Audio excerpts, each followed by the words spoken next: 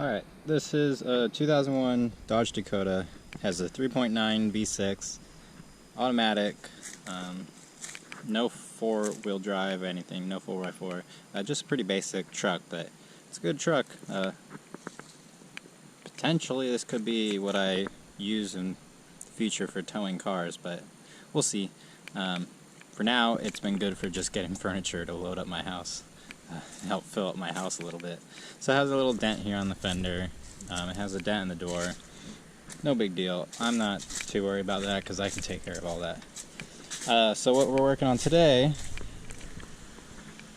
we're going to install this new radio.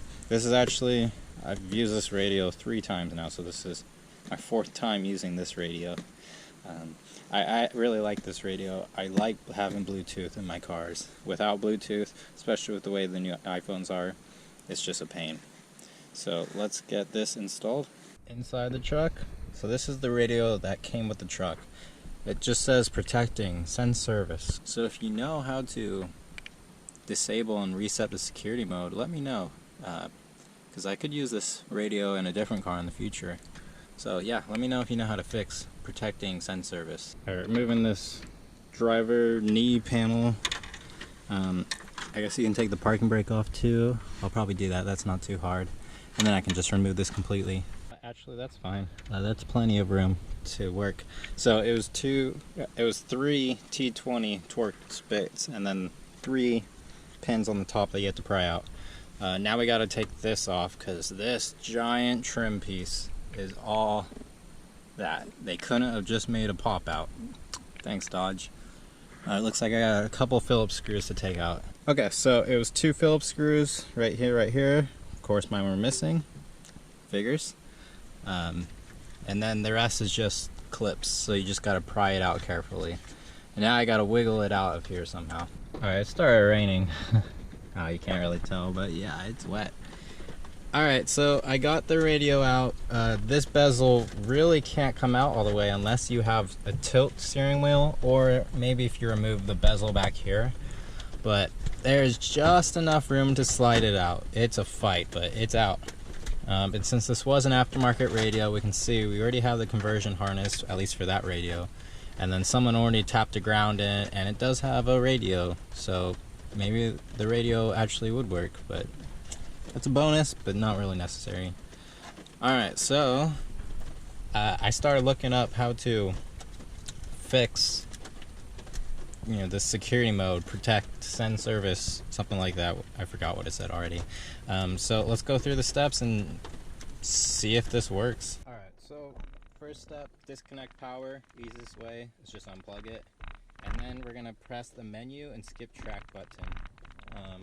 I don't know if you can tell, but that on this radio, it's this one, that's the menu, skip track, that's the fast forward button. So menu just looks like a screen with a L, if that makes sense. So let me try to do this. So I'm going to press both buttons down, then plug it in, and continue holding down. Now that's plugged in, give it power by turning the key to the on the ignition, and it should say DCERR. Okay, so that's step 1. Let's see, step 2, or I guess this would be, so that was step 3A on this list, that will be in the description. Step 4, skip track until display shows DC1 air. DC1, okay.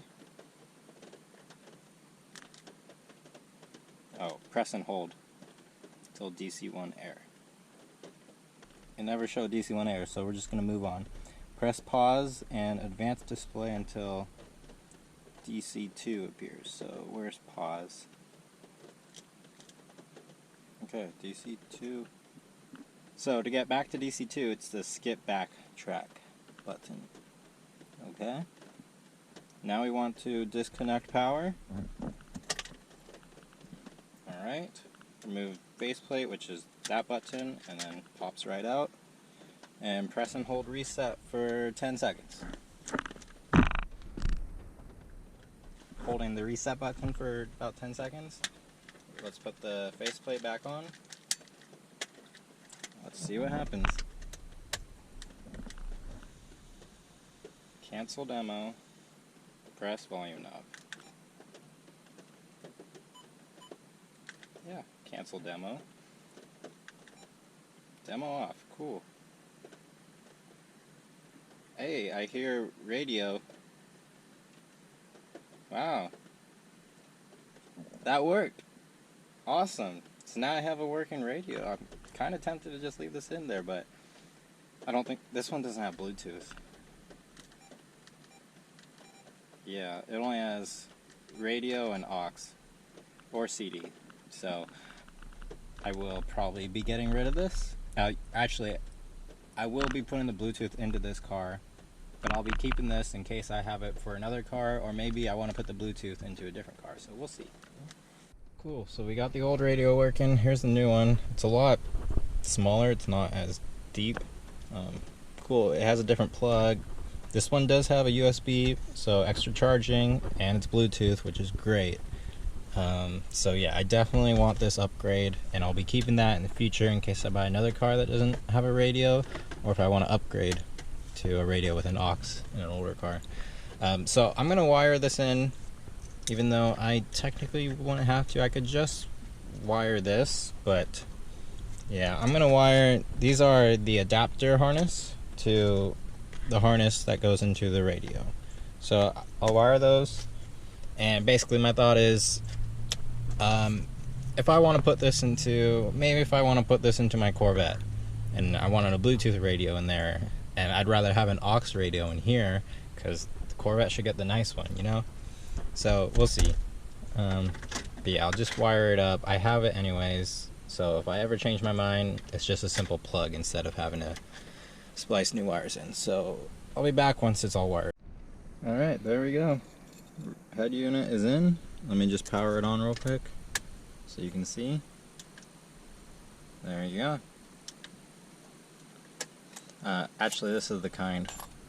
For some reason, I believe it's this truck, the Dakota, is wired so it can turn on whenever. So you have to actually turn off the radio when you turn the car off, otherwise it's going to drain your battery. It has the ignition source and the battery source, and for some reason it's still staying on, so either there's a short or that's just the way the Dakota is. Either way, not too bad to just remember to press the power button. So now I have a nicely packaged aftermarket radio ready for its next install. Wherever I do install, I probably will just, actually I would snip it right here before all these butt connectors. So yeah, it doesn't show the wiring diagram or anything, but I could figure it out. No big deal. So yeah, we got a spare radio now. That's pretty cool.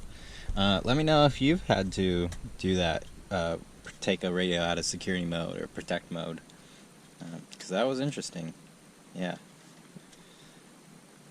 But it's a nice clean fit. It doesn't wiggle or anything, so that's good. So thank you for watching, and I'll see you in the next one.